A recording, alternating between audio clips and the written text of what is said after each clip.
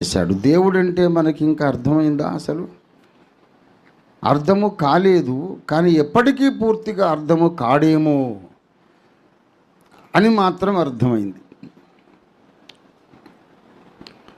ఆయన తాను ఉంటూనే, ఉనికిలో ఉంటూనే ఉన్నాడో లేడో అనే అనుమానం అందరికీ వచ్చేటట్టుగా, ఎవరికి అర్థం కాకుండా అగోచరుడుగా అన్ని కార్యక్రమాల్లో తాను ఇన్వాల్వ్ అయ్యి సూత్రధారి,